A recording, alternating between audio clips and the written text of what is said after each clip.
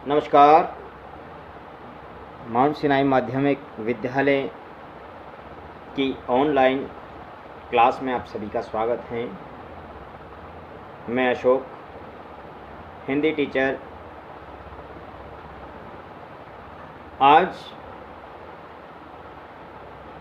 मैं आपके सामने कक्षा 10 के सेकंड चैप्टर गोस्वामी तुलसीदास जी का टॉपिक लेकर उपस्थित हुआ हूँ।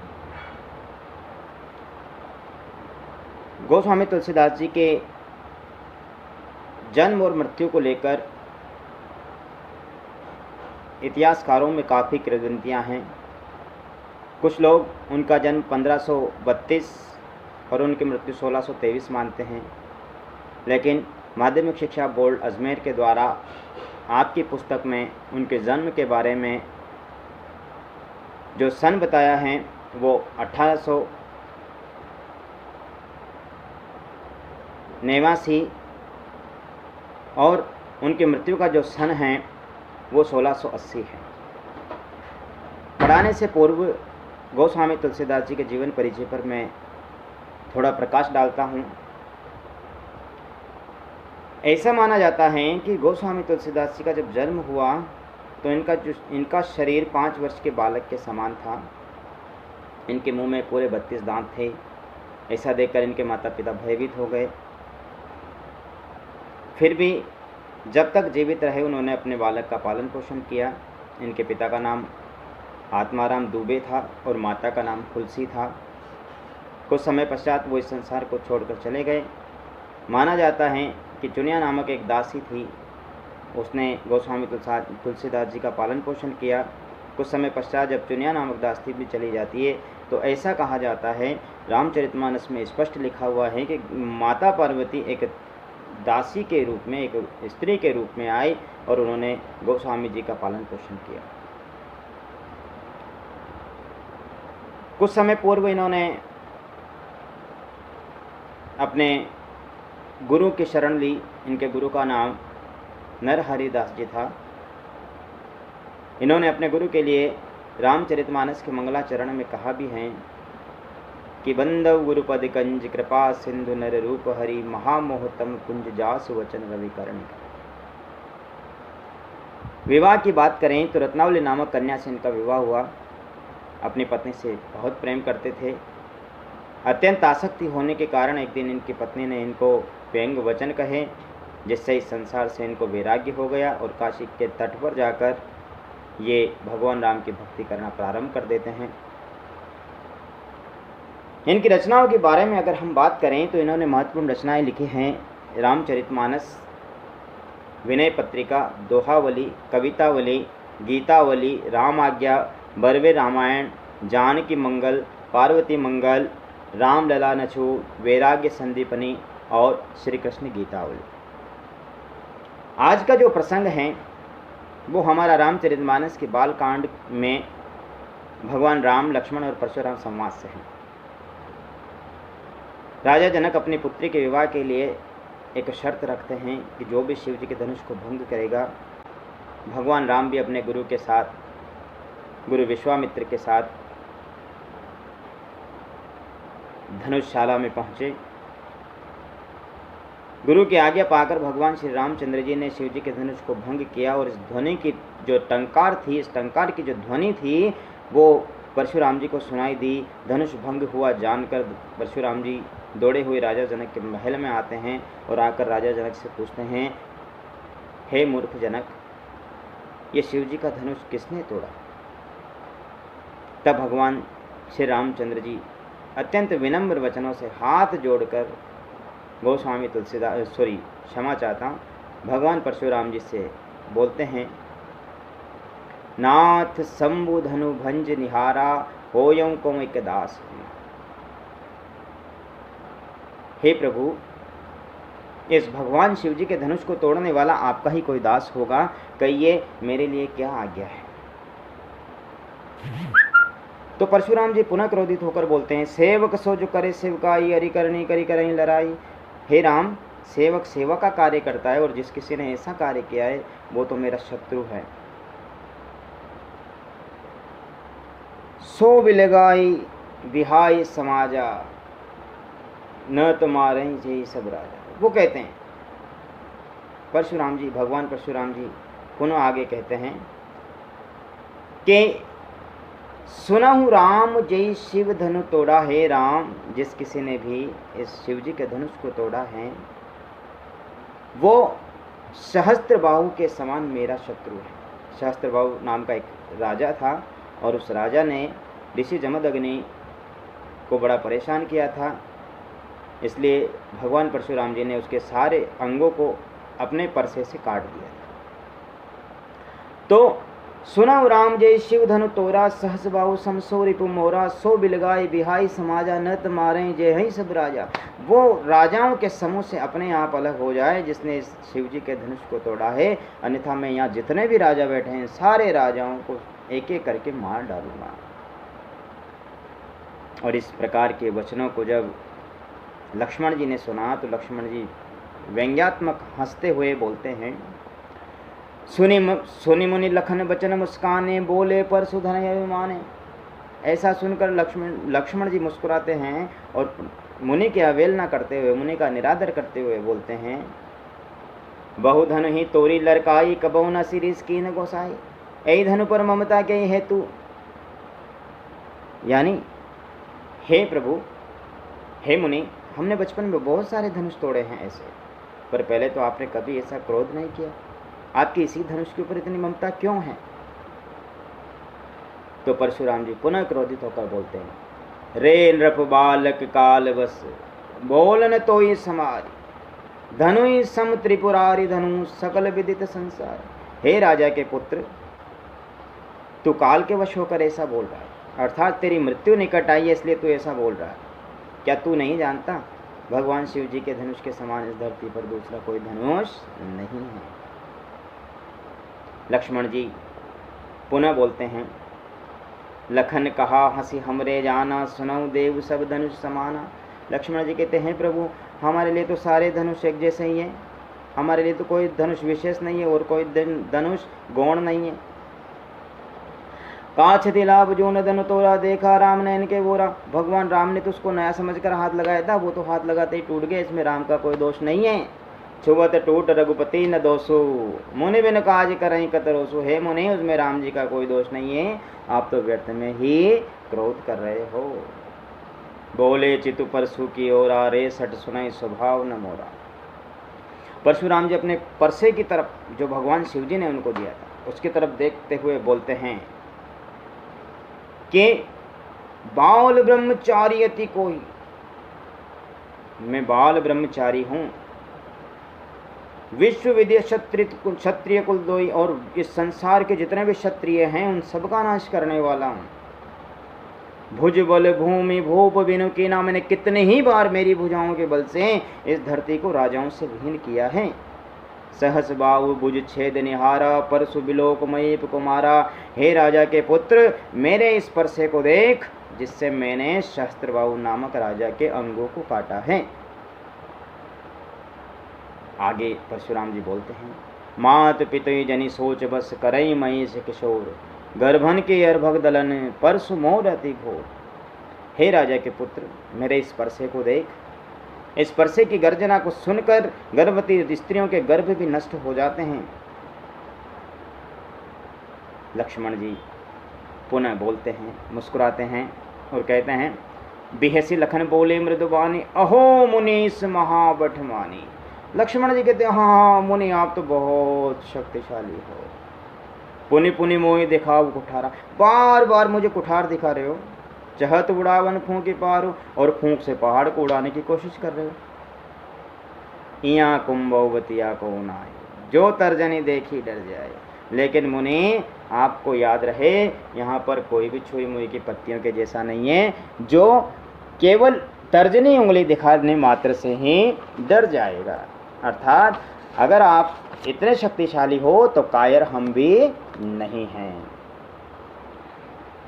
आगे बोलते हैं लक्ष्मण जी, देह की कुठार सरासन बाना, में कछु कहा सहित अभिमाना। मैंने आपके पास धनुष बाण और कुठार देखा और आप अभिमान पूर्वक आपकी थोड़ी सी प्रशंसा क्या कर दी, आपको तो अत्यंत ज़्यादा अभिमान हो गया। भृगु सुत समझ जनेऊ बिलो की, जो कछु कहूँ सहं ऋष रोकी। हे भृगुसुत, हे भृगुवंश के पुत्र, मैंने आपके शरीर पर जनेऊ को देखा, यज्ञोपवीत को देखा, और आपको ब्राह्मण समझकर आपने जो कुछ भी कहा मैंने उसको सहन किया है। सुर महिसुर हरुजन अरुगाई। सुर देवता, महिसुर ब्राह्मण, हरिजन यानी जो भगवान के सेवक हैं, अरुगाई और गाय, इन चारों प्रकार के जीवों के ऊपर हमारे कुल में वीरता नहीं दिखाई जाती। क्यों? क्योंकि इन बंदे पाप अपकीरति हारे, क्योंकि इनको अगर मारते हैं तो पाप लगता है और इनसे हार जाते हैं तो अपयश की प्राप्ति होती है। तो क्या करेंगे? मारत हूँ पाप रही तुम्हारे, अगर आप हमें मारोगे तब भी हम तो आपके पैरों में ही गिरेंगे। कोटि कुलुष सम वचन तुम्हारा, व्यर्थ धर्म धनु बाण कुठारा। आपके तो वचन ही करोड़ों बाणों के समान हैं, करोड़ों शस्त्रों के समान तो आपके वचन ही हैं। आपको तो व्यर्थ, आपने तो व्यर्थ में ही धनुष और बाण धारण किए हुए हैं। इस प्रकार के वचनों को जब परशुराम जी ने सुना तो वो पुनः क्रोधित हो जाते हैं। जो बिलोक अनुचित कहूँ क्षमो महामुनि धीर, सुने सरोष भृगुवंशमणि बोले गिरा गंभीर। और लक्ष्मण जी आगे कहते हैं कि मैंने आपको देखकर जो अनुचित बातें कही है, जो बिलों की अनुचित कही हूँ, आपको देखकर मैंने जो कुछ भी अनुचित किया है, कहा है, क्षमो महामुनि धीर, आप उसके लिए मुझे क्षमा कर दे। ऐसा जब व्यंग्यात्मक वाणी में लक्ष्मण जी बोलते हैं तो परशुराम जी को क्रोधित हो जाते हैं और वो कहते हैं सुनी सरोष भृगुवंशमणि बोले गिरा गंभीर। गंभीर वाणी में बोलते हैं परशुराम जी। कौशिक सुनौ मंदे बालक, कुटिल काल बस निज कुल घालक। हे कौशिक, हे विश्वामित्र, ये बालक मंद बुद्धि हैं, कुटिल हैं और काल के वश होकर ऐसा बोल रहा है। भानुवंश राकेश कलंगु, ये सूर्यवंशी होते हुए भी चंद्रमा का कलंक है। निपट निरंकुश अबध असंको, बिल्कुल निरंकुश हैं और इसमें इसको कोई बोध नहीं है, इसके ऊपर किसी का, इसके मन में कोई शंका भी नहीं है। काल कमन हो क्षण माई, ये एक क्षण में काल का ग्रास बन जाएगा, अर्थात मृत्यु को प्राप्त होगा। कहूँ पुकार खोरी मोइनाई, फिर मुझे, मैं पुकारते हुए कह रहा हूँ, मुझे फिर कोई दोष मत दे। तुम हट कहूँ जो चाहूँ उबारा, कहीं प्रताप बल रोष हमारा। हे विश्वामित्र, तुम अगर इसको बचाना चाहते हो, इसके प्राणों की रक्षा चाहते हो, तो इसको मेरे बल और मेरे प्रताप के बारे में बताओ। लखन कहूँ मुनि सुजस तुम्हारा, तो लक्ष्मण जी बिल्कुल हंसते हुए बोलते हैं, लखन कहूँ मुनि सुजस तुम्हारा। हे मुनि, तुम्हारे सुयश के बारे में, तुम्हारी प्रसिद्धि के बारे में तुमसे अच्छा और कौन कह सकता है। कहीं प्रताप बल रोष हमारा, सॉरी क्षमा चाहता हूँ, अपने मुँह तू आपनी करनी, अनेक बार भांति बहुवर्णी। आपने अनेकों बार अपने मुंह से अपनी प्रशंसा की है और अनेक प्रकार से। नहीं संतोष तो पुनि कछुका हूँ, जनिर से रोग दुसऊँ दुख सहूँ। अगर आपका मन अब भी नहीं भरा है तो आप थोड़ी बहुत प्रशंसा और कर लीजिए। अपने आप की प्रशंसा को रोके रखने का कार्य आप मत कीजिए। वीरवती तुम धीर अछोबा, गारी देत न पावों शोभा। तुम एक वीर हो, हे परशुराम जी, आप एक वीर हो, आपको सहन शक्ति शोभा नहीं देती, इसलिए आप युद्ध कीजिए और व्यर्थ गालियां देने का जो प्रलाप है वो ना करें। आगे लक्ष्मण जी बोलते हैं, सूर समर करनी करई कहीं न जनावई आप, वेद मान रन पाए रिपु कायर कथित प्रताप। हे परशुराम जी, जो वीर योद्धा होता है वो युद्ध के मैदान में अपने शत्रु को सामने देखकर उससे युद्ध करता है, न कि अपने प्रताप के और अपनी वीरता के बारे में बखान करता है। और जो व्यक्ति अपने शत्रु को सामने पाकर भी युद्ध करने के बजाय अपने प्रताप की बात करता है वो कायर कहलाता है। आगे बोलते हैं लक्ष्मण जी, तुम तो काल हाँक जनु लावा, बार बार मुझे लागे बुलाओ। ऐसा लग रहा है जैसे तुम तो काल को मेरे लिए हाँक कर लाए हो और उसको बार बार मेरे लिए बुला रहे हो कि चल लक्ष्मण को मार। सुनत लखन के वचन कटोरा, परशु सुधार धर्म कर घोरा। इस प्रकार लक्ष्मण जी के वचनों को सुनकर परशुराम जी पुनः अपने परसे को वार करने की स्थिति में पकड़ लेते हैं और कहते हैं, अब जनि दे दोष मोहि लोगू, कटुवादी बालक बद जोगू। कि हे लोगों, अब आप में से कोई भी मुझे दोष मत देना, ये जो कड़वी बातें करने वाला बालक हैं ये वास्तव में ही मरने के योग्य हैं। कौशिक कहा क्षमं अपराधु, बाल दोष गुण गणई न साधु। विश्वामित्र जी ने कहा, हे परशुराम जी, आप साधु हो, साधु चरित्र हैं आपका, और जो साधु होता है वो बालकों बच्चों के दोषों को ध्यान नहीं दिया करते, इसको क्षमा कर दीजिए। पुनः परशुराम जी बोलते हैं, खर कुठार में अकुरन को ही, आगे अपराधी गुरुद्रोही। मैंने कुठार, तलवार, परसा धारण किया हुआ है, आगे अपराधी गुरुद्रोही, और आगे मेरे गुरु का अपराध करने वाला मेरा दुश्मन खड़ा हुआ है। उतर देत छोड़े बिन मारे, फिर भी मैं उसको बिना मारे छोड़ रहा हूँ। केवल कौशिकशील तुम्हारे, केवल तुम्हारे चरित्र के कारण ही, हे विश्वामित्र, तुम्हारे व्यवहार से ही मैं इस बालक को छोड़ रहा हूँ, मार नहीं रहा हूँ।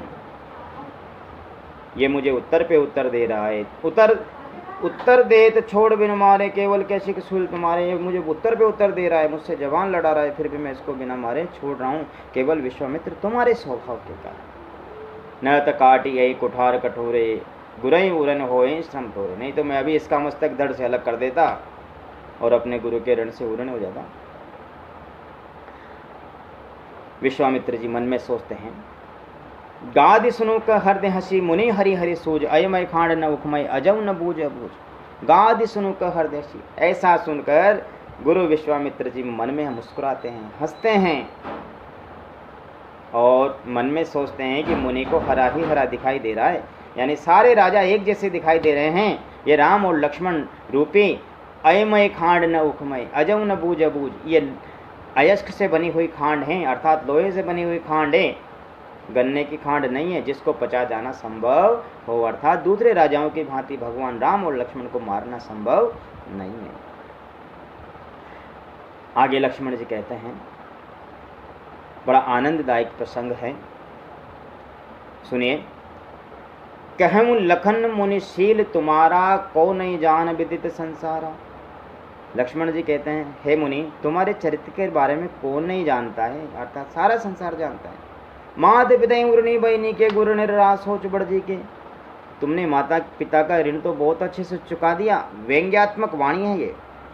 मात पिता उर्णी बहनी के, यानी तुमने माता पिता का ऋण तो बहुत अच्छे से चुका दिया, और गुरु ऋण रहा सोच बढ़ जी के, और गुरु के ऋण की आपको बड़ी चिंता हो रही है।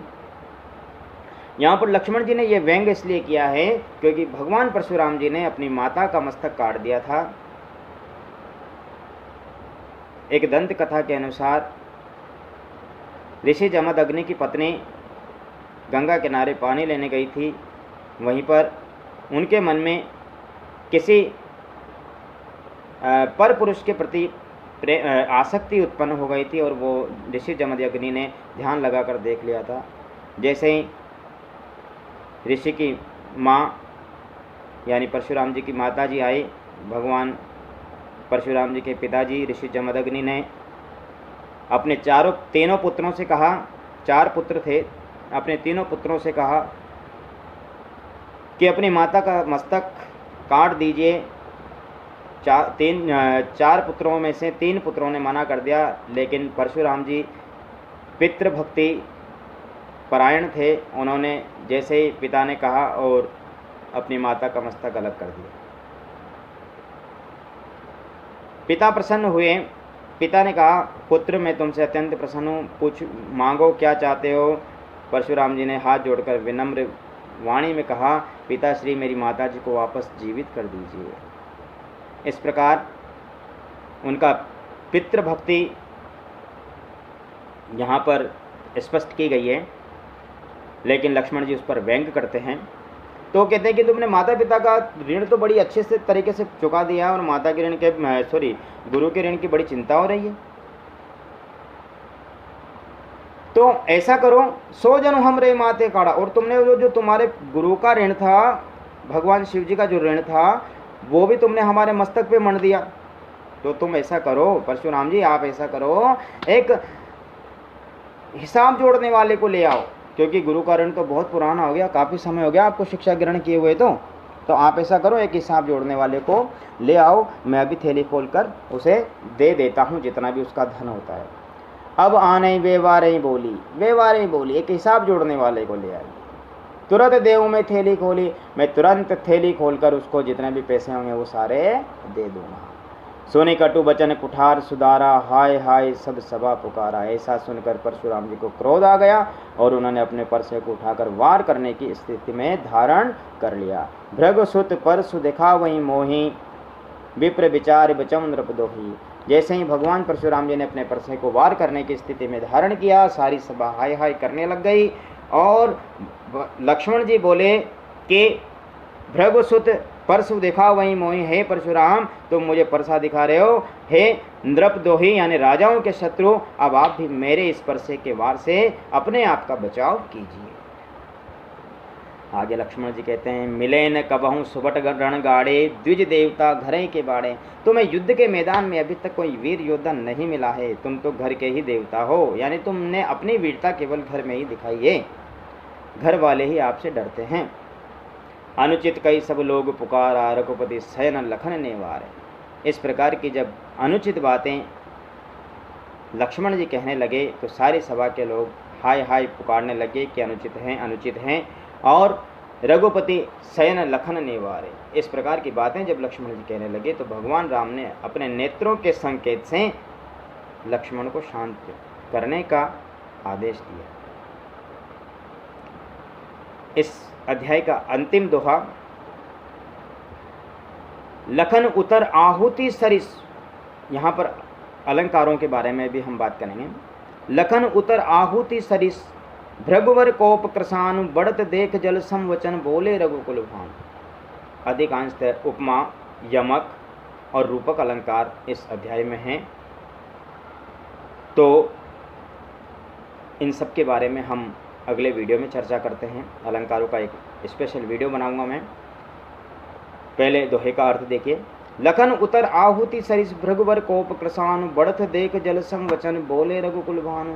लक्ष्मण जी के उत्तर आहुति का काम कर रहे थे, किसमें? भृगुवर कोप कृसानु, परशुराम जी की क्रोध रूपी अग्नि में। और उस अग्नि को बढ़ता हुआ देखकर भगवान श्री रामचंद्र जी ने जल के समान वचन कहे, जिससे भगवान परशुराम जी का क्रोध शांत हो जाता है।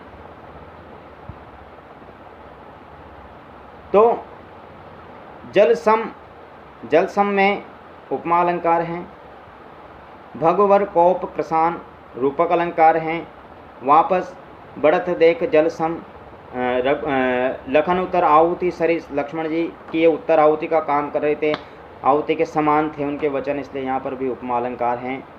सो जनु हमरे माथे काड़ा, उत्प्रेक्षा अलंकार हैं। और